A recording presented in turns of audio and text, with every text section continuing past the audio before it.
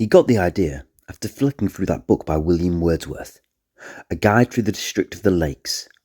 All he had to do was get the marriage out the way first. Of course she said yes. She was infatuated with him.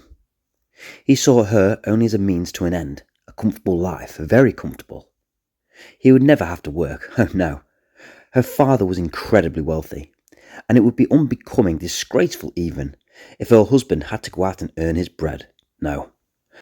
Her father, the pompous, red-faced old alcoholic, despised him as much as he despised the man, but even he couldn't allow that. But by God, the days were boring.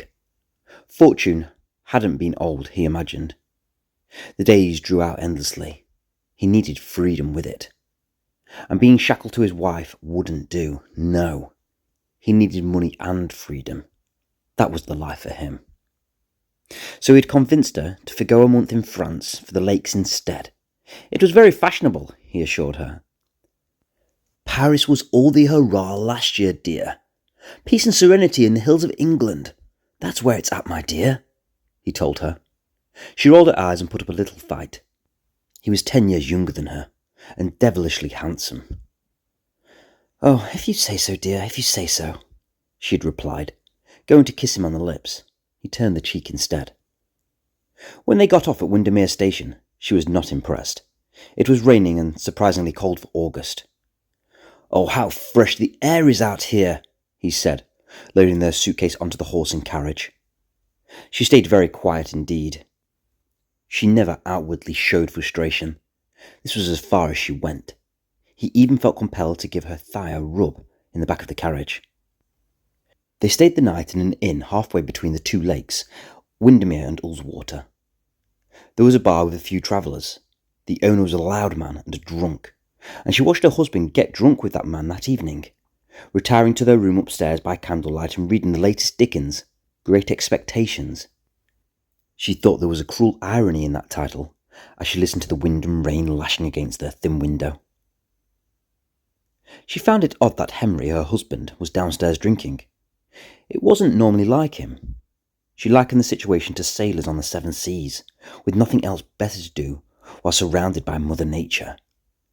They took to drink too. She hadn't seen him drunk in years, so when she heard the creaking of footsteps down the corridor, stumbling and swaying, as though they were on a ship in rough waters, she grew nervous and apprehensive about the man that was about to come through the door. He was normally so still, so composed. "Where is she?" he said, stumbling into the room and closing the door. She put down her book and lay on the bed and looked at him in the flickering light. He was smiling. "He is sure a funny fellow," he said, staggering for balance as he took off his black boots. He climbed onto the bed. Still, she hadn't said a word. That's when he did something that took her by surprise. He put his arm around her and kissed her cheek. "I think I like it out here, you know. Nature. Maybe this is where God intended me to be. Feel a little different out here. Free somehow.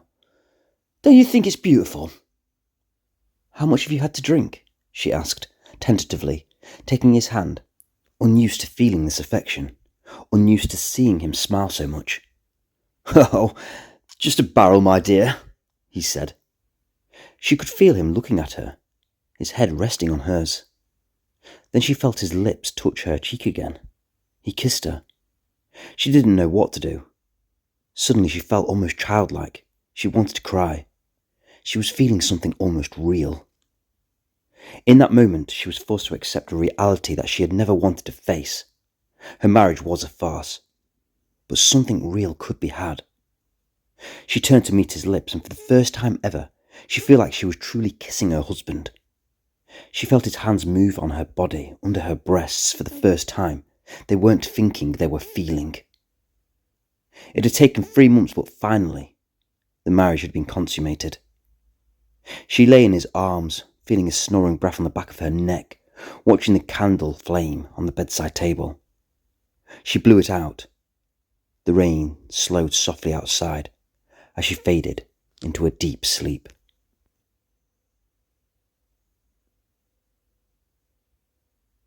Though he knew it was cold upon the mountain top, he felt hot. The wind howled, and they couldn't see more than 10 meters ahead through the fog. He could hear her cries faintly, but not a word she was trying to say. The wind drowned it out completely. He remembered why he didn't drink now. He could feel the urge to be sick climbing up inside him. How she had clung to him physically that morning. He had found it suffocating. And last night, fortunately, he couldn't remember too much of it. Another reminder of why he didn't drink. It lowered a man to base animalistic desires. He felt terrible deep within himself.